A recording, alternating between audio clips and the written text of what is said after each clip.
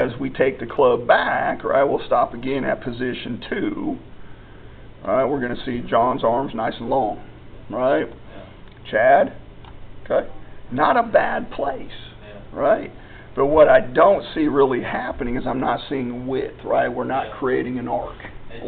So basically what you're saying is I'm not reaching out as much, basically, and I'm more... Yeah, you're kind of just, what I'm seeing is kind of pick up the club here, yeah, and then it's more of this motion rather than kind of widening the arc a little bit. Not basically reaching for it would be the motion. Sure, it would be in simple terms, but those are all things that we're going to talk about, right? So now as we keep going, again, some of the turns, at the initial part, we're doing a pretty good job. But one thing that's different is where your right shoulder started, in comparison to John's, right? We had to flip him around. Your right shoulder hasn't moved much, yeah, right?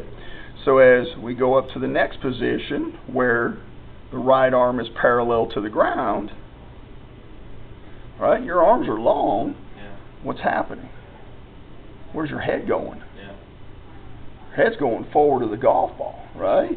So now we can start to see, your lower body and your upper body are very similar. They're at 0.7 inches away. They're moving away from my target, right? In reality, your head is going closer to the target, right? But we're actually creating that sway motion, right? And your hips are pretty far away at the top. You take John up there, of course, to see a big difference, right? Your lower body is your foundation.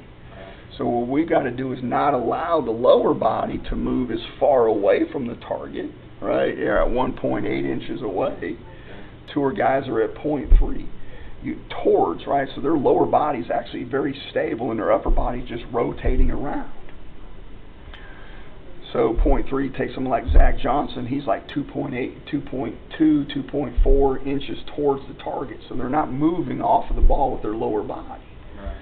So there's your shoulders are staying pretty centered, right? But your lower body's further away. Now, this is the only other red number. So your backward shoulder bend, right? So what we're seeing here is your hips look like they're going to the left.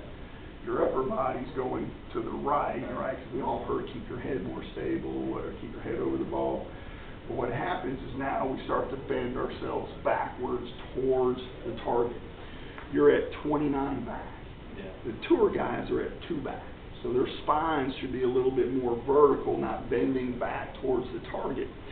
So now what's happening is you're out in front with your head, right? Your head's almost gone where your right shoulder started.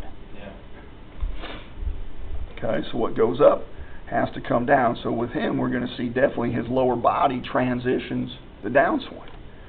For you, we're going to see it's easier for your upper body to transition into that downswing because it's already way ahead of your hips. Does that make sense? Yeah. Okay. So it's going to take a while for your lower body to try to get ahead of your upper body. And what we can see is where you are and coming down to the ball, you're just way out in front. So that's going to be those distance, your angles, your height and trajectories. As he comes through, for him down at impact, right? Yeah. You see where his head is versus yours. So what we've got to do is we've got to limit your lower body and how much it wants to move away. Yeah. And then same thing with your upper body. Make sure it's not going too far forward. I mean, physically think about it. How much energy could you put through something if you were on top of it, in front of it, or behind it? Where do you think most energy could be applied? Behind, right? Yeah. So, really how your legs are working from this point actually look pretty good. It's just where your head is at from where it started. Right.